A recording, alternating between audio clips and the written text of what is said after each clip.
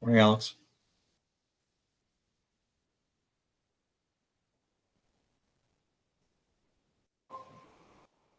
Morning, Wyatt.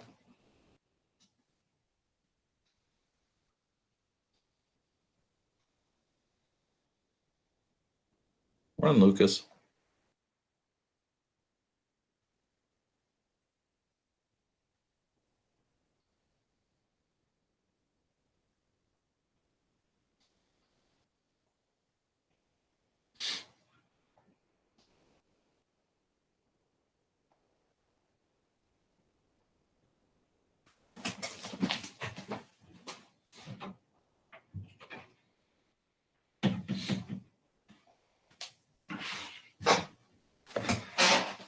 All right, good morning, guys. It's 10 a.m. This is being recorded so that if anybody needs to dip in later, they'll be able to do so.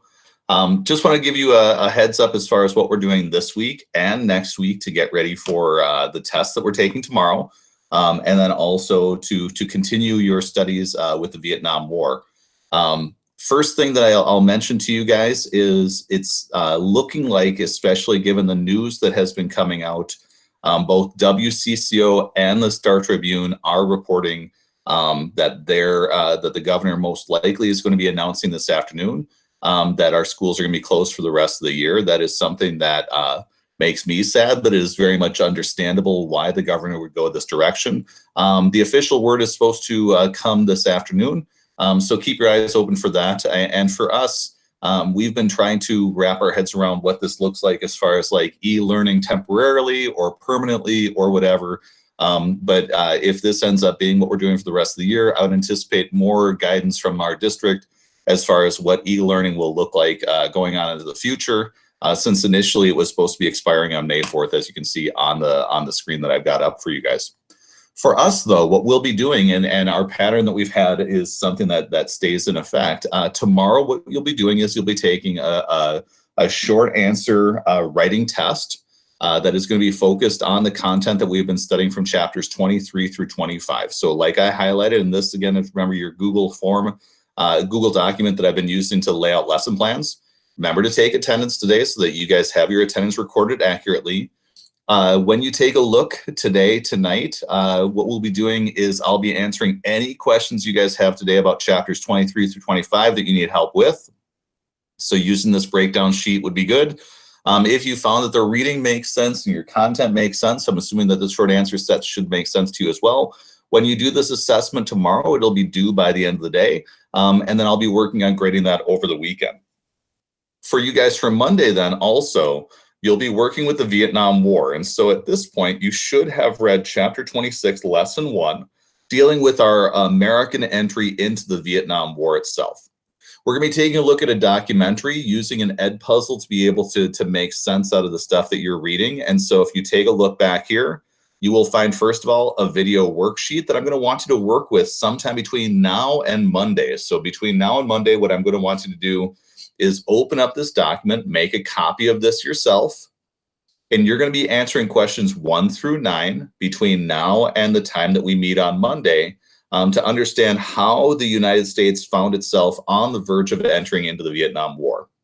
You'll be using this link right here to bring up an ed puzzle, and this is going to be something that I'm using to check to see if you've actually watched this documentary. So this documentary is 16 minutes long. It is pausable, and so it will allow you to be able to answer these questions, and these questions are going to be going in chronological order. If you find that you've got any questions, we're going to be meeting tomorrow. We'll be meeting on Monday, and so when you come back to the session on Monday or tomorrow, we'll be able to answer any questions you guys have about questions 1 through 9 and the development of what was happening with the Vietnam War over in what was formerly known as French Indochina. Now, your key that I want to be understanding is when you're taking a look at the Vietnam War, this is one of the wars that is vitally important for us to understand because it's part of the Cold War strategy that we've had since the time of World War II, the idea of containing communism. If you've heard about issues that we're having currently with like Vladimir Putin and Russia and the country of Ukraine, if you've heard any of that stuff in the news, Part of that is us still now being suspicious of Russia and how they behave with their neighbors. If you've heard about anything going on with China recently, and especially the fact that they've got military ships that will sometimes engage and harass our ships out in the Pacific Ocean, that is also part of what we've been experiencing ever since World War II. And the problem is, when we think about wars around the world, we do have the idea that the American military is so strong and our country is so wealthy that we should be able to win military victories quite easily. But what we're going to see in the Vietnam War is the Vietnam War isn't just about the question of spreading communism. Many people in that country were tired of being dominated by outside countries, and many of them wanted to be independent from the French and from the Japanese, and they'll feel that way towards the United States as well. If you've also noticed that we have many people here in the United States who are Vietnamese, Cambodian, Laotian, many of them are going to be forced to flee from their countries as a result of what happens in the warfare that happens over in Vietnam and in what used to be known as French Indochina, that whole peninsula. So many people had to flee for their lives because they did aid the United States in fighting against communism. And when that war doesn't turn out the way that we would like it to, many people had to flee in order to not be punished for helping out the United States in this conflict. So we do see our country change quite a bit as a result of this war. And nowadays, whenever we go into any conflicts, like right now, our president just announced yesterday that he is feeling threatened by Iranian ships that are harassing us out in the Persian Gulf. And so he has given the order that if any Iranian ships are getting a little bit too aggressive with American ships, that our American ships can feel free to attack them. Whenever we start talking about foreign military stuff, most people my age and older will immediately think to themselves, are we getting into another Vietnam? Because with the Vietnam War, it is possibly winnable militarily, but we're about to learn that it's super complicated to the point where now that we're in Iraq, Afghanistan, other places, we keep learning the lesson over and over again. It's one thing to win a war militarily. It's another thing to win the hearts and minds of the people. So as you guys are working today, the first thing that I would be focused on is making sure that you're good with your short answer essay test for tomorrow. It'll be just like the one that you took previously. If you've checked your grades already and it looked good and you guys did fine, tomorrow should be fine as well. And for our aides who are helping out, I will be getting that test done shortly and then sharing it out with you so that you'll be able to help out the guys in class that need assistance so that they'll be able to work their way through tomorrow. And if you typically do get assistance on these tests, you'll be getting assistance again, so don't worry about a thing. And this is meant just to kind of check up and see if you're understanding stuff that you've been working on to this point. So we should be good.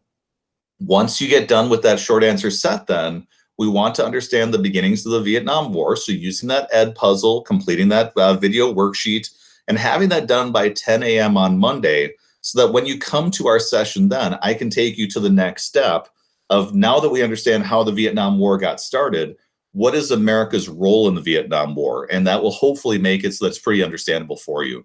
Again, bad news today from my perspective. If we are told that we are not getting back together, which is totally understandable to me because of how infectious this disease is, there has been word from our hospitals inside the state that they have been seeing increasing numbers of people who are now infected and receiving treatment for COVID-19. So I totally understand why us returning into a classroom setting right now isn't ideal. But I miss you guys, and it's much easier and much better to be able to actually talk to you, meet you in class rather than doing teaching this way.